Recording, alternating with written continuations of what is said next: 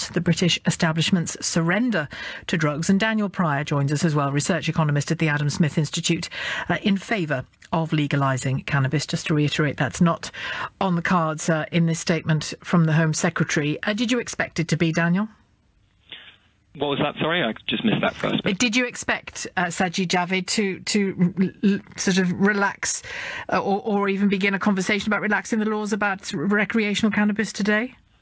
No, I didn't, to be perfectly honest, and I welcome the Home Secretary's announcement of a review of the scheduling just now. I think that's fantastic, but I also think that the arguments for recreational legalisation and regulation are just as strong. It's important that we take cannabis out of the hands of criminal gangs by legalising and regulating it. At the moment, skunk, the higher potency stuff, dominates the UK market. When I was growing up, a lot of my friends who are teenagers smoked skunk, and the dealers were often teenagers themselves. They never asked for ID. No one knew the strength of what they were smoking, and no one had any information on the potential health effects of smoking cannabis. And all of these problems and the kind of violence of the black market that we have right now can be combated effectively by a legal and properly regulated system. I think that obviously Peter disagrees with me on how we solve the current problems, but I think where we both agree is that the current system is failing. Do you believe the current system is failing, Peter Hitchens?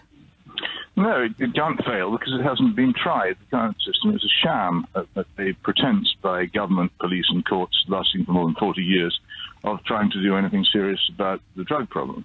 And this pretense has, not surprisingly, led to an enormous increase in the use of technically illegal drugs. And these drugs are dangerous and damaging and would be dangerous and damaging in any form. If I could just make a couple of remarks about regulation. Cigarettes are regulated, but they are not safe. You still end up with emphysema, fatal heart disease, and lung cancer from smoking them. Alcohol is regulated. The idea that children can't get hold of alcohol would be news to most people living in the rougher parts of our country who see children in possession of alcohol. The fact that they can't legally buy it in shops doesn't mean that they can't get it. So the fantasy that you can in some way, by supposed regulation, deny these very dangerous drugs to young people is absurd. And the idea that people don't know when they buy skunk that they're buying something extremely strong is also absurd. You can't be in any doubt about it, and what everybody also knows about it is that it's illegal.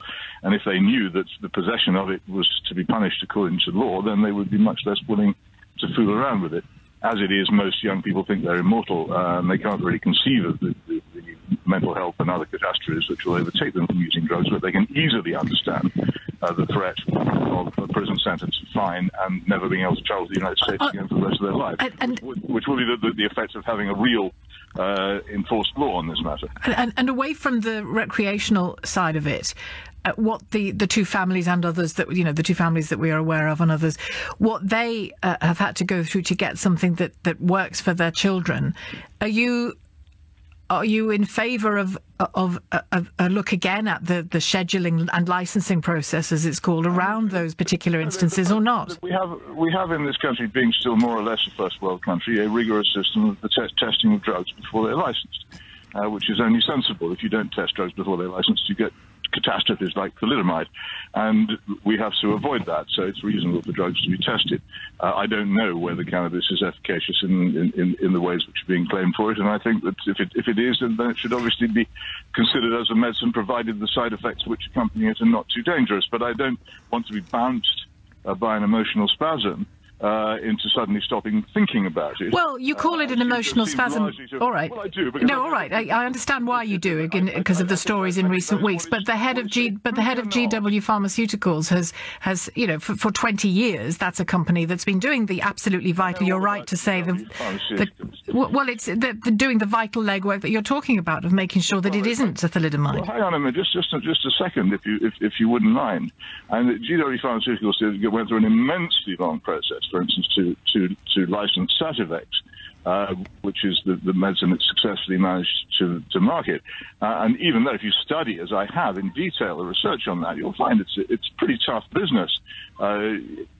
Actually, working on research on a drug of this kind, and it took a very long time indeed. That's what I'm saying. That's what I'm saying. It isn't an emotional spasm in reality. We've been working on this for many years. Let me invite Daniel. Sativex, what we're arguing about in this case is two different medicines. For instance, there are two different products being offered, for instance, to Billy Caldwell. One is based on CBD, cannabidiol, and another totally different, based on THC.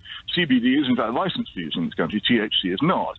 It takes and it is in others, quite a while to get on top of this subject, and I've done quite a bit of work on it. And it's not as simple as it looks. And what I'm not suggesting it's simple, but I'm saying that to call the whole Peter, let me speak. To call the whole debate an emotional spasm is inaccurate, is all I'm saying. Given the 20 years of work that's gone on by GW Pharma and others around the world on the safety of these cannabinoid medications. Let me bring Daniel Pryor back in. Daniel. Yes, I think the idea of describing it as emotional spasm is ridiculous, frankly. When Canada decided to legalise cannabis very, very recently indeed, it came from a coalition of classic law and order conservatives alongside public health experts, which is hardly the kind of territory of an emotional spasm. But listen, there are two alternatives here. The first is that we opt for the Peter Hitchens approach of extremely harsh enforcement, which is unlikely to stamp out cannabis. I mean, we can't even get it out of prisons, for goodness sake. And if you really push this, perhaps you could get use down by throwing people caught with cannabis in prison for decades, or perhaps even caning them, as they do in some countries. But that seems like a pretty bad idea to me. And there's appetite for reform here in the UK for recreational cannabis. More people support legalised and regulated cannabis than oppose it. Politicians are starting to speak up about it more than ever. Canada's just passed it. The majority of the US states have legalised in some form. Uruguay has legalised in a slightly different way. And of course, Portugal decriminalised all drugs in 2001. A regulated cannabis market could bring in around £1 billion, perhaps more, in taxes and savings on criminal justice costs. We could spend some of that on harm reduction and health services. And listen, at the very least, we should appoint a royal commission to look at our drug laws in an objective way, especially cannabis, because our current approach has failed. And perhaps Peter would welcome this, since he also believes it's failed. Perhaps he would be welcoming kind of looking at this from an objective standpoint, and perhaps the idea of harsh enforcement would be the conclusion of that Royal Commission. I highly doubt it, but that's one particular way we could proceed with this. On the kind of mental illness and... Excuse me, do I get any... Please feel free, yes, go fire away. You talk for a while, Peter, but I'm welcome to have you talk for longer. Well, you put a point to him. Let's see what he says. Go on, Peter. Dearly love to have an uninterrupted opportunity to state my case remotely at the length that's just been given to my opponent. I think you're mishearing how much time you've had previously, but fire away. Well, I don't... uninterrupted was the word that I said, as you've just demonstrated. I can't say without being uninterrupted. My point is quite simple. What we are here doing is rushing to judgment, and we're rushing to judgment without actually thinking what we're doing.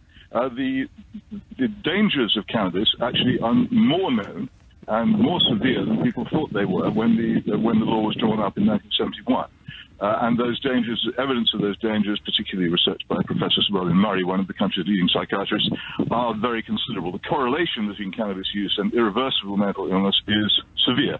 And this is not the moment to be considering releasing it. It is immensely cynical for any society on the basis that it would be easier or more profitable or raise more taxes or be more fun for some people to unleash on the country a third dangerous poison in legal use to go along with disastrous tobacco and cigarettes and disastrous alcohol, which we have irreversibly legalized.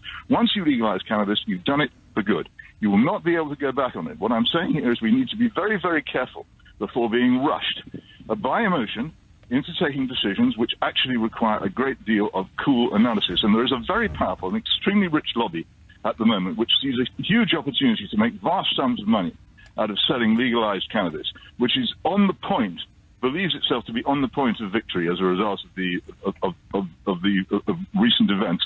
Be very careful what you wish for. If you get it, if this country legalizes cannabis, it will be within a very short time heading for full membership of the third world in many, many different ways. OK, I'm going to leave it there, Peter Hitchens. Thank you to both of you, Peter Hitchens and to Daniel Pryor. Just to be clear, that last point that Peter was opining on, that is not on the cards. Daniel Pryor obviously would like a different response from the government on cannabis more generally. But to be clear, what Sajid Javid, the Home Secretary, has said in that statement to the Commons, there are no plans whatsoever to change the laws on recreational use of cannabis. It is still a classified drug. The assessment that is taking place